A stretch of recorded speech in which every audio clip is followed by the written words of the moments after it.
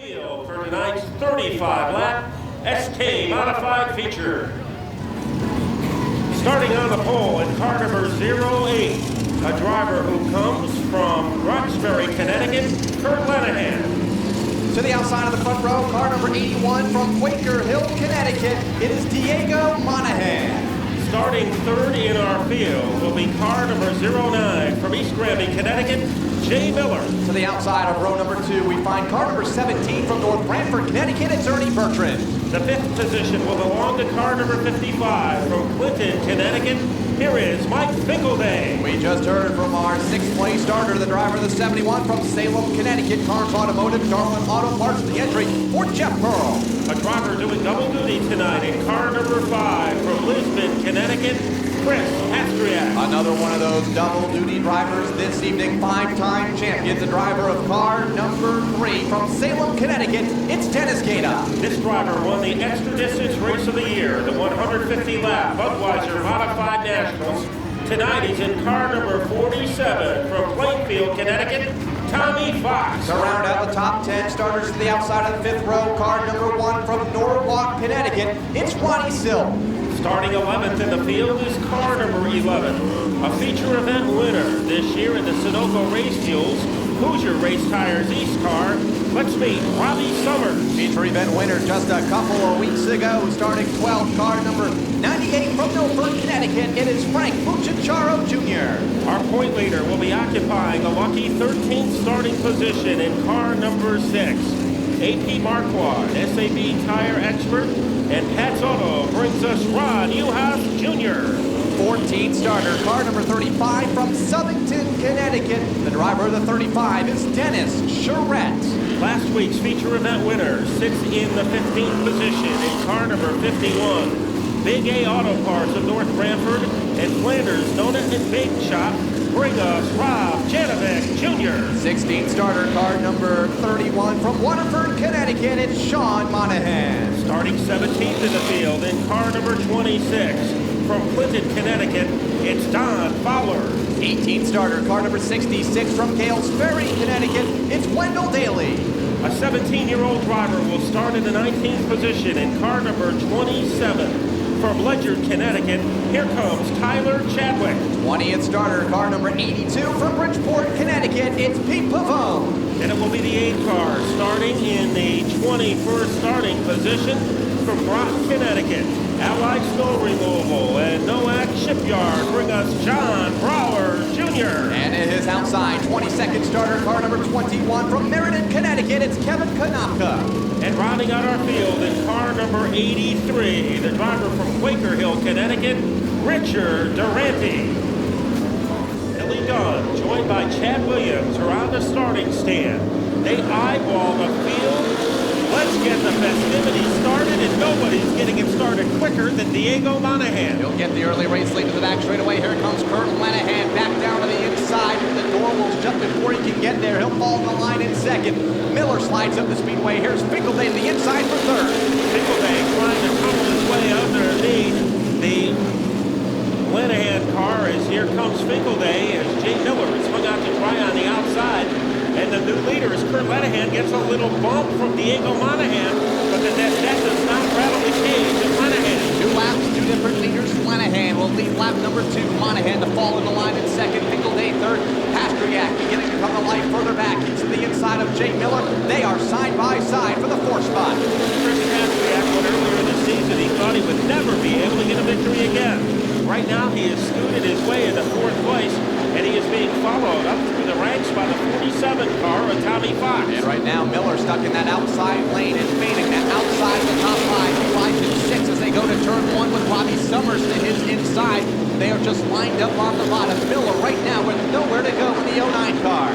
Kurt Lenihan the leader, but all over him like soot on a chimney is the 81 of Diego Monahan. Rob Janovic now starting to move behind Rob Newhouse Jr. Those two are collaborating to get underneath Jay Miller. Everyone single file down to the back straightaway, and the Miller car yet to get back in the line as we have a challenge for third. Here's Pastriak to the inside of Mike Finkelday down in turn number 1. Finkelday hangs on to the position in car number 55. Pastriak in 4th, Fox in 5th. Pastriak tucks it in behind him, but now he makes a power move. All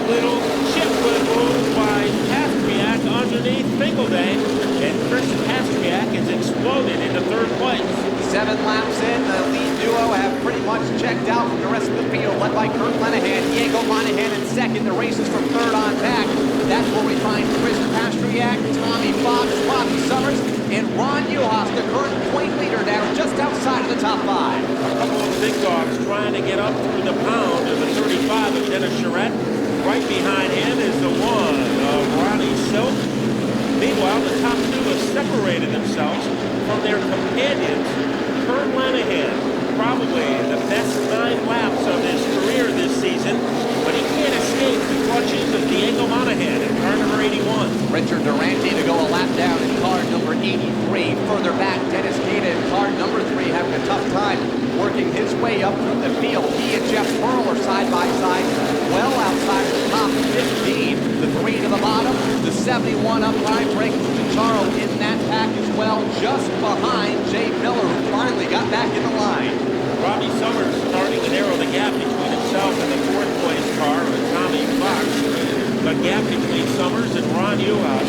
So Ron Uhas is doing exactly what he needs to in order to tighten his grip on the championship as Muchachero on the dirt, and everybody is able to get by. And another spin on the backstretch. That's Durante that goes around and will produce the first caution flag of the afternoon for Richard Durante. A solo spin over in turn number 3 to slow the field for the first time. In our SK Modified feature, let's see if Lenahan can continue his dominance. A very flawless restart for the 08. Lenahan gets the jump. Diego Monahan now stuck in that outside lane, has Chris Pastriak to the inside, side by side for the second spot, with Pastriak taking that position away. Here is Bobby Summers now to the inside of Monahan. That's the race for third. So the inside groove is a preferred position right now, as Robbie Summers is all over the 81 like gum underneath his shoe. Trouble in the 3rd turn. That is Sean Monahan that went for a slide on the back straightaway, and it's incredible that nobody made contact with the 31 car after the car spun off. That's a 150 lap.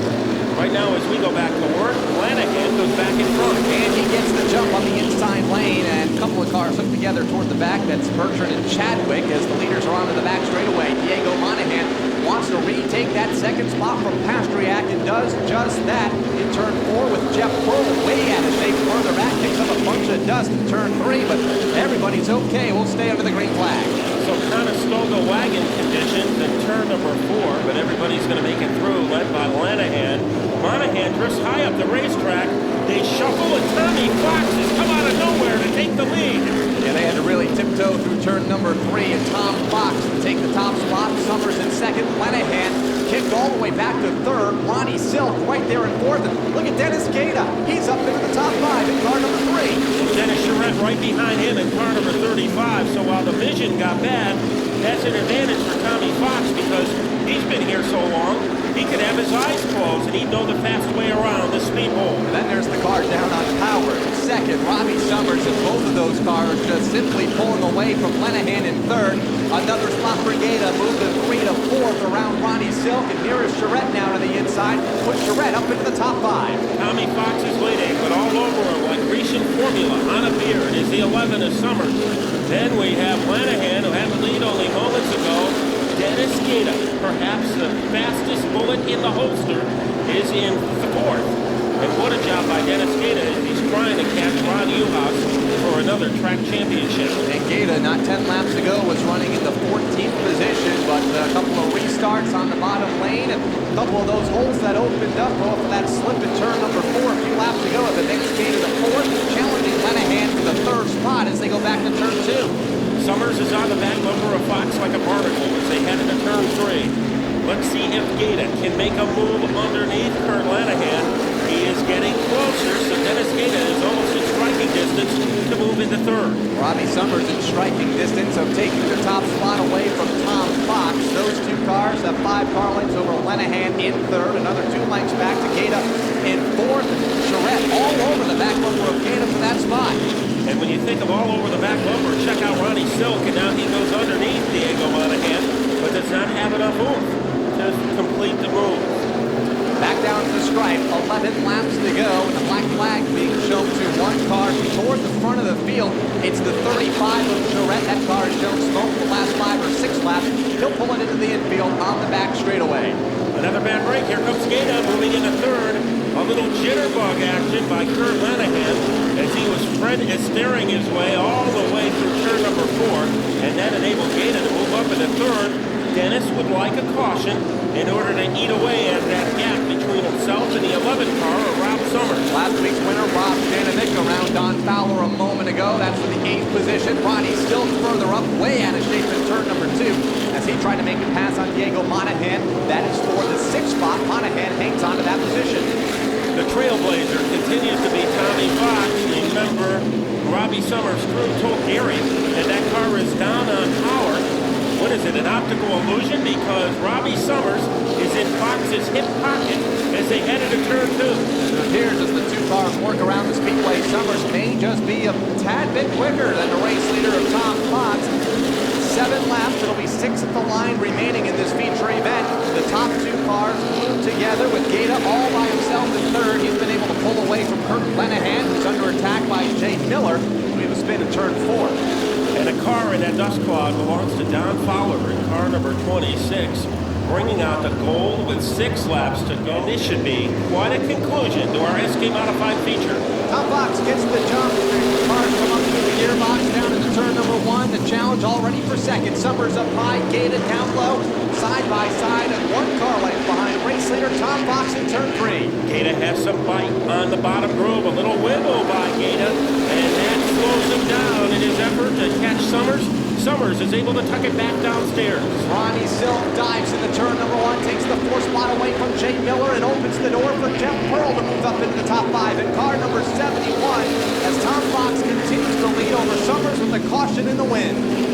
And it is Sean Monahan hit the wall, a flat right front tire on the 31 car, bringing out the gold with 4 to go. Jeff, Tommy Fox has got the jump on everyone so far, and he continues that tradition. Let's see if Summers can hang tough. Summers looking to get to the bottom lane, but instead will fight for the race lead in the outside lane as Ronnie still gets out of shape up high. Backslides a few positions. They are still side by side for the lead off turn 4. Robbie Summers about a half a car length away from Tommy Fox. Fox in the wall. Fox thunders against the wall. Tommy Fox contact with the 11 car, and a chance for a victory has just been crumpled for the 47 of Tommy Fox. Several cars involved. Ernie Bertrand in the 17. The 21 is involved here on the front straightaway as well for Kevin Konopka, John Brower, and Wendell Daly at the back of the pack. But the concern is at the front of the field with Tom Fox coming together with Summers here on the front straightaway while racing side by side for the race lead with 3 laps to go. I think we see Tommy Fox moving around in the cockpit of that car as he took a punishing, devastating lick against the turn 1 guardrail when he had the lead with 40 steps on it. And here comes Pearl. Great restart for car number 71. Stevens back to turn number 2, but it's Summers on the bottom, taking the top spot. Pearl into second, gets back in the line ahead of Pastriak and Silk in third and fourth, side by side for 5th. Monahan takes the position away. Miller now stuck in that outside lane where he's been seemingly most of the night. Summers all by himself in the front of the field, down the back straightaway. Here is Silk to the inside of Pastriak, racing for the 3rd spot. Pearl hangs on to second. White flag is out. 1 lap to go in the modified feature. They go back into turn 2 for the final time. Robbie Summers continuing to extend his advantage over Jeff Pearl in the 71. The 1 continues to ride in third for Silk. 1 car up against the outside wall. That is Sean Monahan in the checkered flag.